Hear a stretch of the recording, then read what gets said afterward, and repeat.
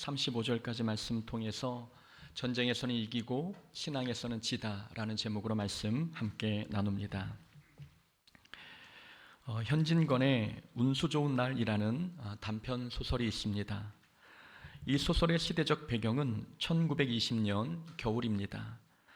주인공 김첨지는 가난한 인력거꾼이었고 그의 아내는 한 달째 병으로 누워 있었습니다.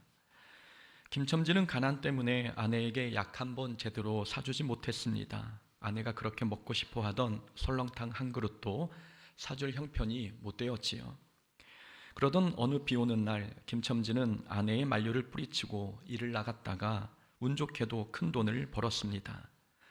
친구와 술 한잔하고 아내를 위해 설렁탕도 사서 집으로 돌아왔습니다. 하지만 집에 도착했을 때 아내는 눈도 감지 못한 채 이미 세상을 떠나 있었습니다. 김첨지는 돈은 벌었지만 아내를 잃었습니다. 그날은 겉으로 보면 운수 좋은 날이었지만 실제로는 인생의 가장 비참한 날이었던 것이지요. 가장 소중하고 사랑하는 아내를 잃었기 때문입니다. 아무리 좋은 것을 얻어도 또 아무리 많은 것을 얻어도 가장 소중한 것을 잃는다면 그건 결코 성공이 아닙니다. 호주 시드니에서 지냈을 때 영어 교육을 위해 조기 유학 온 부잣집 자녀들을 많이 보았습니다. 부모들은 더 좋은 영어 교육, 더 나은 미래를 기대하며 어린 자녀를 외국에 보냈습니다. 하지만 부모 곁을 일찍 떠난 자녀들은 정서적으로 안정되지 못했고 도덕적으로는 방황했으며 신앙에서도 멀어져 갔습니다. 아이들이 영어 하나 잘하게 되었더라도 신앙을 잃고 도덕성을 잃었다면 그 교육은 과연 성공이라 말할 수 있겠습니까? 자기가 원하는 것을 얻었어도 더 중요한 것을 잃는다면 그건 성공이 아닙니다.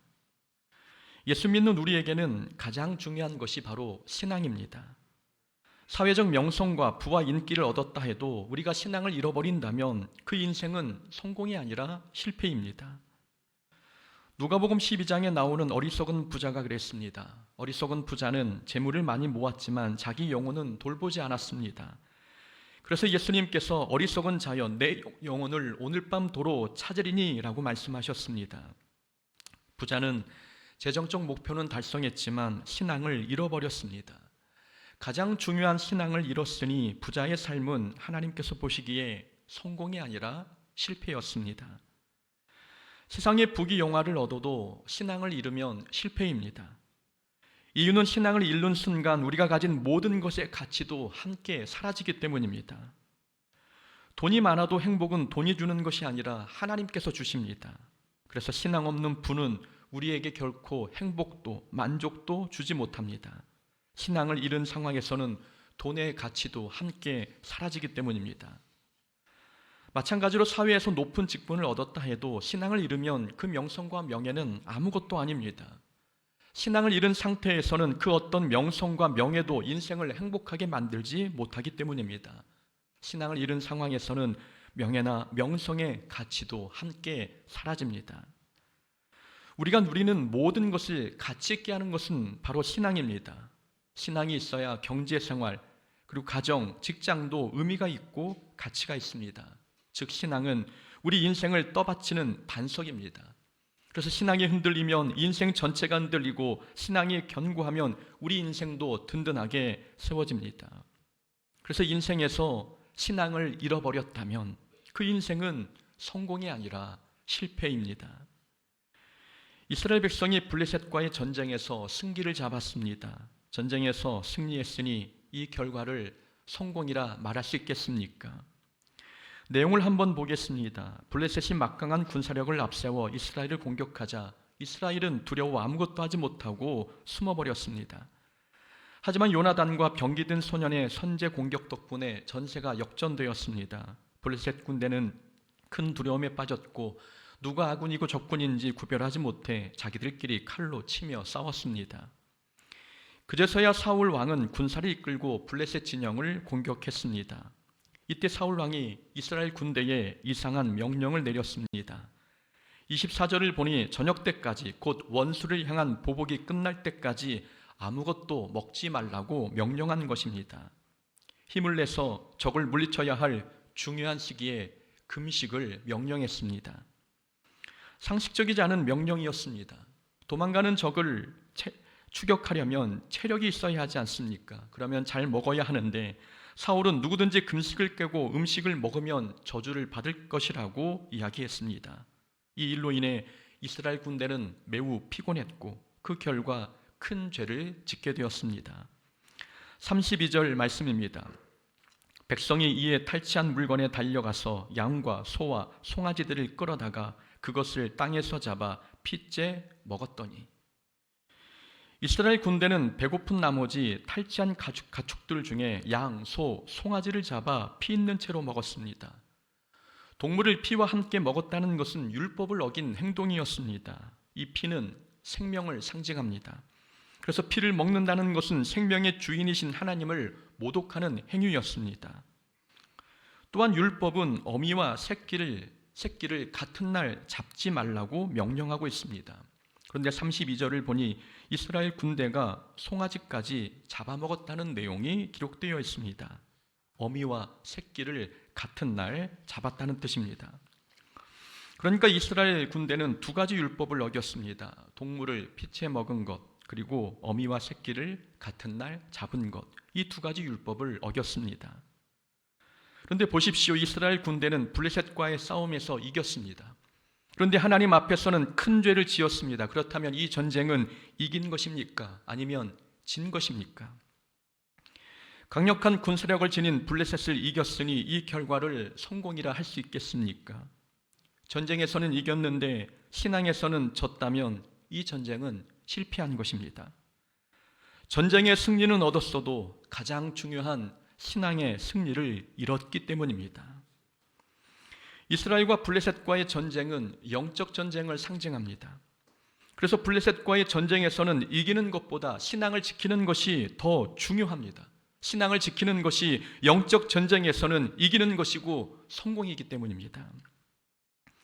영적 전쟁에서는 신앙의 승리가 진짜 승리입니다. 이스라엘 군대가 물리적인 전쟁에서는 대승을 거두었어도 신앙에서 패배했기에 이 전쟁은 이스라엘 백성이 진 것입니다. 우리가 사는 이 세상에도 영적 전쟁이 있습니다. 총과 칼은 없어도 우리는 매일 보이지 않는 영적 전쟁을 치르고 있습니다. 우리는 이 전쟁에서 과연 승리하고 있습니까? 우리가 말싸움에서도 이겼어도 사랑을 잃었다면 그것은 진 것입니다. 우리가 치르는 전쟁은 상대를 꺾는 전쟁이 아니라 사랑을 지키는 영적 전쟁이기 때문입니다. 자녀의 성적은 올랐지만 신앙이 내려갔다면 진 것입니다. 부모와 자녀가 싸워야 할 전쟁은 성적을 지키는 전쟁이 아니라 신앙을 지키는 전쟁이기 때문입니다. 교회 봉사는 열심히 했지만 그 봉사를 통해 겸손을 잃었다면 그것도 진 것입니다. 우리가 싸우는 전쟁은 섬김과 겸손을 지키는 영적 전쟁이기 때문입니다. 재정적으로는 성공했어도 삶의 감사와 만족을 잃었다면 그것도 패배한 것입니다. 영적 전쟁에서는 많이 가진 것이 승리가 아니라 주신 은혜에 만족하는 것이 승리이기 때문입니다. 우리의 씨름은 혈과 육에 대한 것이 아닙니다. 그러니까 눈앞에 있는 사람, 눈앞에 있는 문제를 이겼다고 해서 이긴 것으로 착각하지 않아야 합니다. 우리가 상대방을 이겼어도 그 과정 속에서 신앙을 잃었다면, 또한 믿음의 본을 보이지 않았다면 우리는 진 것입니다. 우리가 치르는 전쟁은 신앙을 지켜야 하는 영적 전쟁이기 때문입니다. 요셉은 보디발 아내의 유혹을 뿌리치다가 감옥에 들어갔습니다. 그 결과 요셉은 부와 명예를 잃어버렸지만 신앙을 지켰습니다. 부와 명예는 잃었지만 신앙을 지켰으니 요셉은 영적 전쟁에서 이긴 것입니다. 이삭은 우물을 잘 파는 사람이었습니다. 하지만 이삭이 우물을 팔 때마다 그랄 목자들이 와서 우물을 빼앗아 갔습니다. 그것도 2번씩이나 말입니다. 목축업을 하는 사람에게 우물은 생명줄과 같은 것이었습니다. 그랄 목자들이 생명줄과 같은 우물을 빼앗았을 때 화가 날 법도 한데 이삭은 그들과 다투지 않았습니다.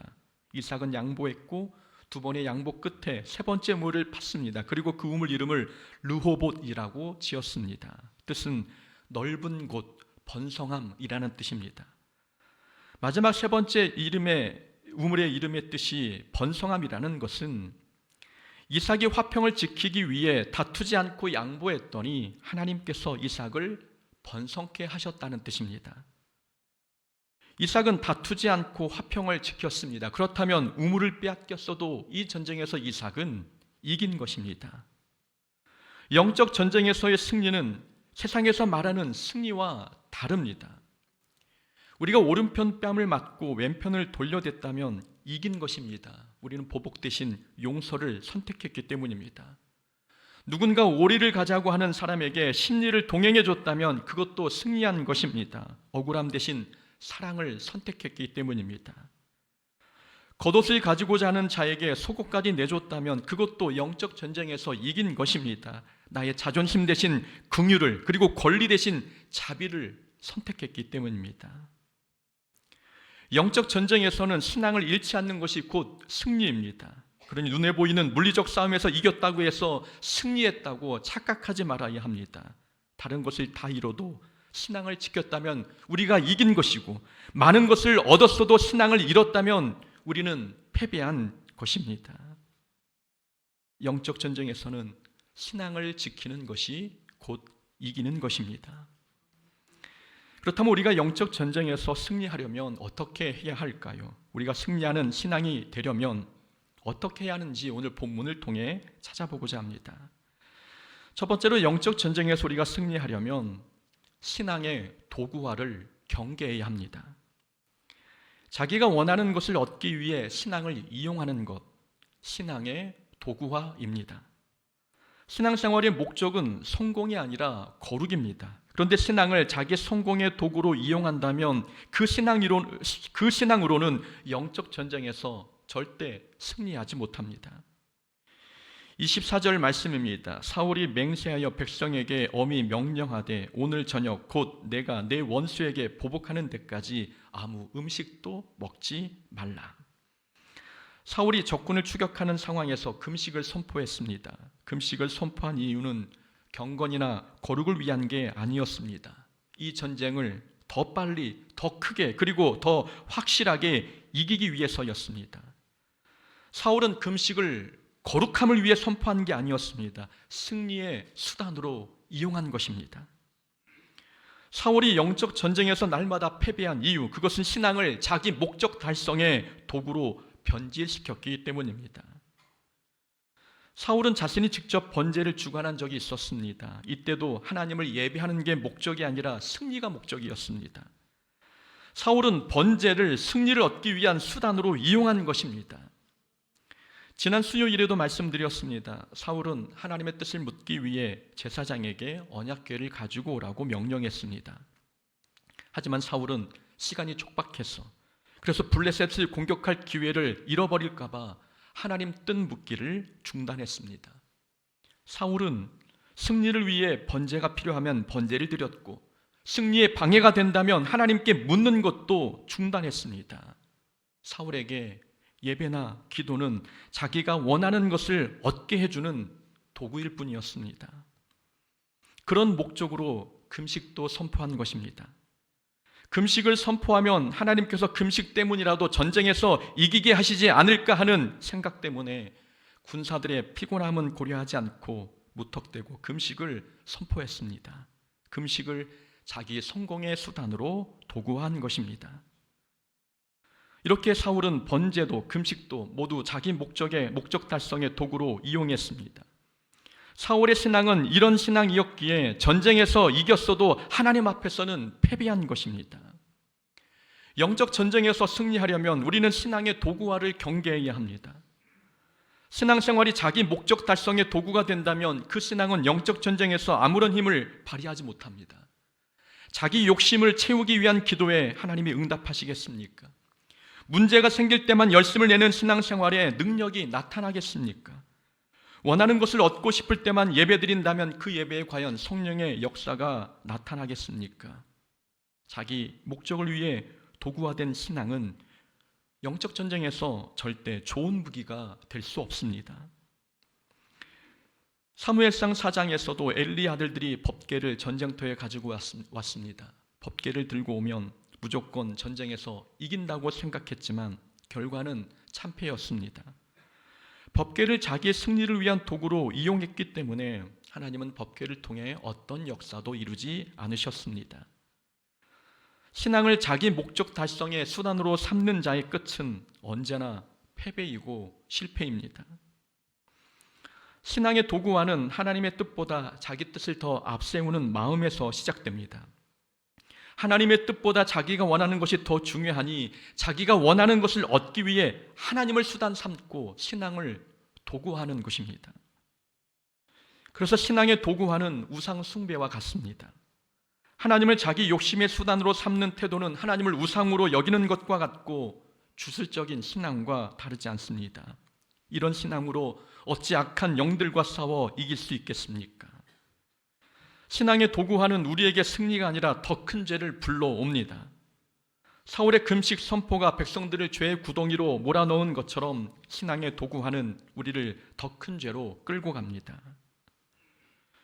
우리가 신앙생활을 하는 이유는 우리가 원하는 것을 얻기 위함이 아닙니다. 하나님께서 원하시는 것을 이루어드리기 위해서 우리는 신앙생활을 하는 것입니다. 그러니 하나님을 수단 삼아 우리가 원하는 것을 얻으려 하지 말고 우리가 도구가 되어 하나님께서 원하시는 것을 이루어드려야 합니다. 그렇게 할 때 그 신앙이 영적 전쟁에서 우리를 승리로 이끌어줍니다. 하나님의 영광을 위해서 살아가는 사람, 하나님의 뜻을 이루기 위해 순종하는 사람, 그리고 하나님과의 관계를 붙들기 위해 애쓰는 사람, 하나님께서는 이런 사람들로 하여금 영적 전쟁에서 이기게 하십니다. 도구화된 신앙으로는 절대 영적 전쟁에서 이기지 못합니다. 우리가 하나님을 수단 삼지 않고 목적으로 삼을 때 하나님은 모든 전쟁에서 우리가 이기게 하십니다. 두 번째로 영적 전쟁에서 이기려면 우리는 피곤할 때 영적으로 더 깨어 있어야 합니다. 피곤하다고 해서 신앙의 경계를 풀지 않아야 합니다. 이유는 피곤할 때 죄의 유혹에 넘어지기 쉽기 때문입니다. 오늘 본문에 자주 나타나는 표현이 있습니다. 이스라엘 백성이 피곤하다는 표현입니다. 24절에 이스라엘 백성이 피곤하였으니 라는 말씀이 있습니다. 28절에도 이스라엘 백성이 피곤하였다는 표현이 있고 31절에도 심히 피곤하였다라는 말씀이 있습니다. 이스라엘 군대가 피곤한 이유는 두 가지 때문이었습니다. 하나는 사울의 금식 선포 때문이었고 또 하나는 배고픈 상태에서 30km가 넘는 거리를 추격하며 전쟁을 해야 했기 때문입니다. 31절에 보면 믹마스에서부터 아얄론까지 블레셋 사람들을 쳤다는 기록이 있습니다. 믹마스에서 아얄론까지의 거리는 대략 30km였습니다. 아무것도 먹지 못한 상태에서 이 먼 거리를 추격해야 했다는 것은 상상하기 어려운 고된 행군이었습니다. 문제는 이스라엘 군대의 육체적 피로가 영적 피로로 이어졌다는 점입니다. 31절과 32절을 보면 이스라엘이 심히 피곤한 나머지 탈취한 짐승들을 핏째 먹었습니다. 짐승을 핏째 잡아먹은 것, 하나님을 멸시한 무서운 죄였습니다. 이스라엘 백성은 육체적 피곤 때문에 영적 경계심이 느슨해졌습니다. 자신의 허기진 배를 채우는 데 마음을 쏟느라 율법이 그 많은 일까지 저지르고 말았습니다. 전쟁에서는 블레셋을 이겼지만 하나님이 주신 말씀 앞에 말씀 순종에서는 실패한 것입니다. 피곤할수록 영적으로 더 깨어 있어야 했는데 그렇게 하지 못한 것입니다. 우리가 영적 전쟁에서 승리하려면 피곤함을 결코 가볍게 여기지 말아야 합니다. 이스라엘 백성은 블레셋을 이겼지만 피곤함 앞에 무너졌습니다. 블레셋의 칼보다 피곤함이 더 무서웠습니다. 그러니 피곤할수록 영적으로 더 깨어 있어야 하고 피곤하다는 이유로 신앙생활을 소홀히 하지 말아야 합니다. 우리가 피곤함을 핑계로 경건생활을 소홀히 한다면 우리는 말씀 순종에 실패하게 될 것이고 결국 영적 전쟁에서 패배하게 됩니다. 에서는 야곱에게 팥죽 한 그릇을 받고 장자의 직분을 팔았습니다. 내가 피곤하니 그 붉은 것을 먹게 하라. 내가 피곤하니 그 붉은 것을 먹게 하라. 에서가 야곱에게 한 말입니다.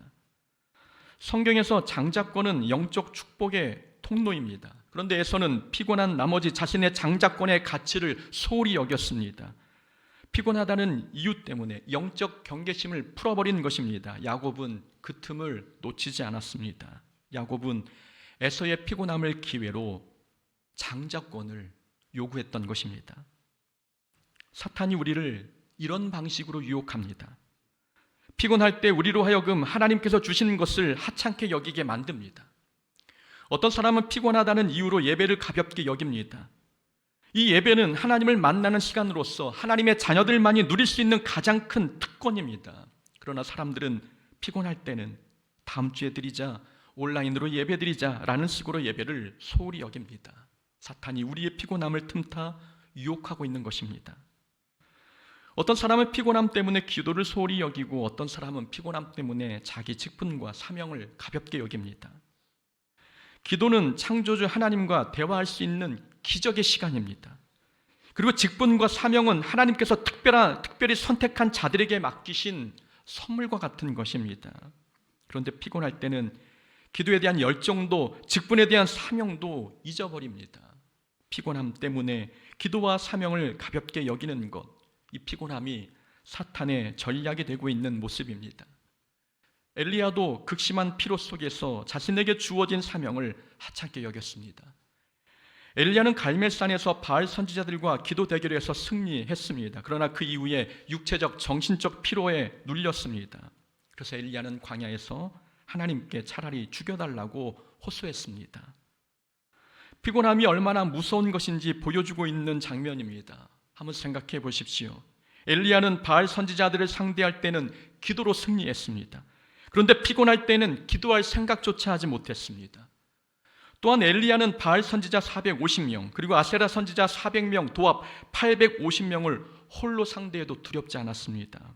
그런데 피곤하니까 혼자 남은 현실이 너무 힘들어서 견디기 어려워 죽기를 소망했던 것입니다. 엘리야의 피곤함이 사명을 흔든 것입니다. 건강하고 영적 충만할 때에는 무엇을 해도 두렵지 않았는데 육신의 피곤함이 사명을 흔들었던 것입니다. 본문 속 이스라엘도 피곤함이 순종을 무너뜨렸습니다.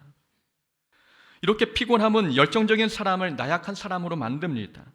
피곤함은 담대한 사람을 절망하는 사람으로 만들기도 합니다. 우리가 피곤할 때 영적으로 깨어있지 않으면 사탄은 우리의 피곤함을 기회 삼아 우리로 하여금 죄를 짓게 만듭니다. 우리가 짜증이 많아지고 불평이 커지며 말이 거칠어질 때가 언제입니까? 피곤할 때입니다. 평상시에는 그냥 넘어가는 일도 피곤할 때는 과하게 반응합니다. 감사가 있던 자리에 불평이 자라고 이해심이 많던 순간에 미움과 다툼이 생기는 때 바로 피곤할 때입니다. 우리는 이 피곤함을 단순히 컨디션 난조로만 가볍게 여기지 않아야 합니다. 피곤함은 사탄이 가장 자주 활용하는 전략입니다. 그러므로 우리는 피곤할수록 더 깨어 기도해야 합니다.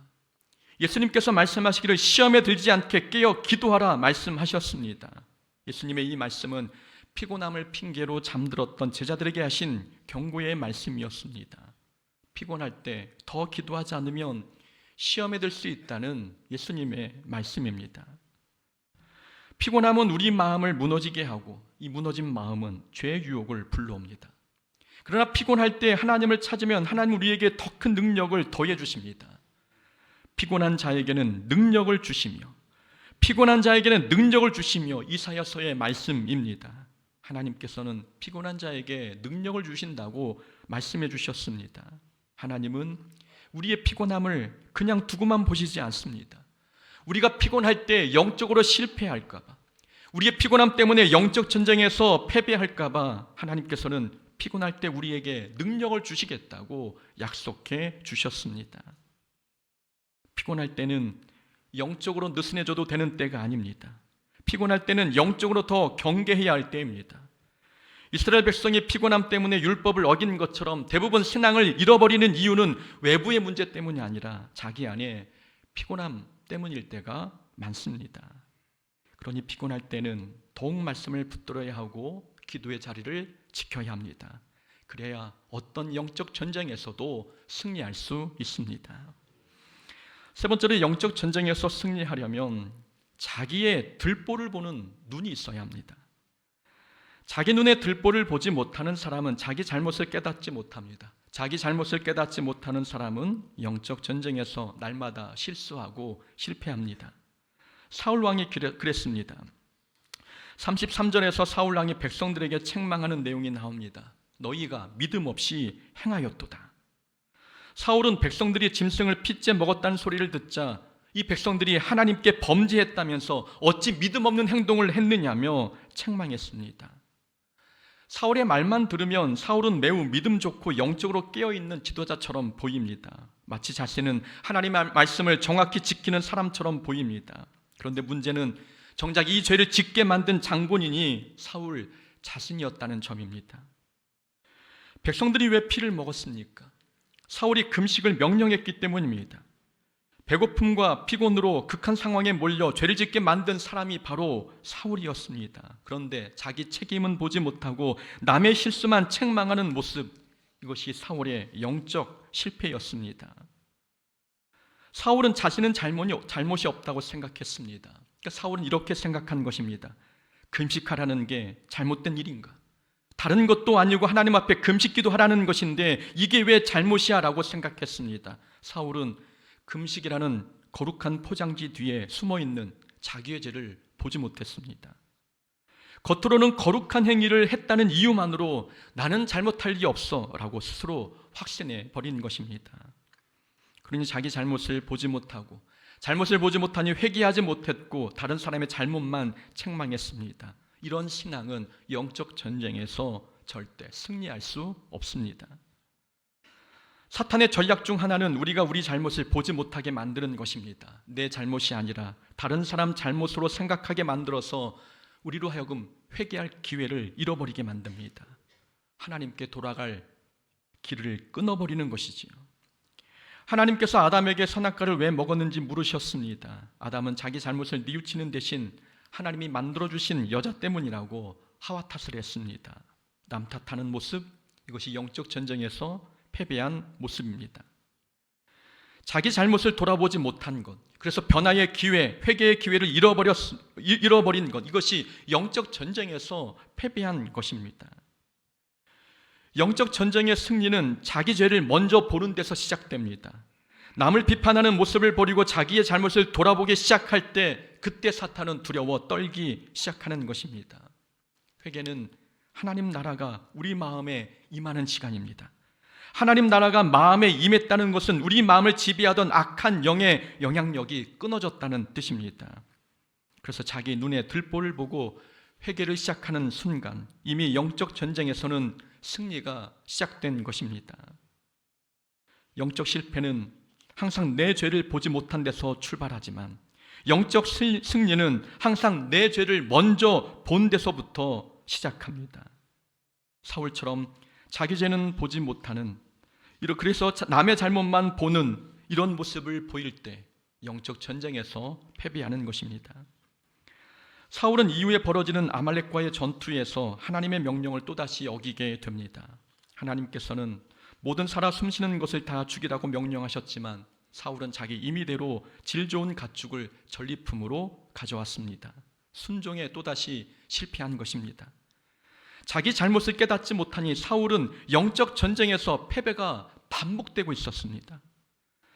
사울은 결국 그 다음 벌어진 블레셋과의 전쟁에서 죽임을 당하고 맙니다. 사울이 자기의 잘못을 보는 눈이 있었다면, 그래서 회개의 기회를 놓치지 않았다면 하나님께서는 사울에게서 왕권을 빼앗지 않으셨을 것입니다. 사울은 자기의 들보를 보는 눈이 없어서 매번 일어나는 영적 전쟁에서 패배했습니다. 자기 들보를 보며 회개하는 사람, 그 사람이 영적 전쟁에서 이기는 사람입니다. 이스라엘은 전쟁에서 이겼지만 신앙에서는 졌습니다. 금식도 했고 전쟁에서도 승리했지만 신앙을 지키지 못했기에 하나님 앞에서는 패배한 것입니다. 오늘 우리의 삶은 어떻습니까? 신앙을 내 성공을 위한 도구로 사용하고 있지는 않습니까? 피곤하다는 이유로 예배와 기도와 사명을 쉽게 내려놓고 있지는 않습니까? 내 눈에 들보는 보지 못한 채 남의 티만 보고 있지는 않습니까? 영적 전쟁의 진짜 승리는 다른 사람을 눌러 이기는 데 있지 않고 신앙을 지켜내는 데 있습니다. 하나님을 수단이 아니라 목적으로 붙드는 삶, 피곤할수록 더 깨어 기도하는 삶, 남을 탓하기 전에 먼저 내 죄를 보는 회개의 삶, 이 길을 걸어가는 성도가 영적 전쟁에서 승리하는 사람입니다. 우리 모두가 이런 성도가 되어 날마다 영적 전쟁에서 승리하는 자가 되기를 주의 이름으로 축원합니다. 아멘.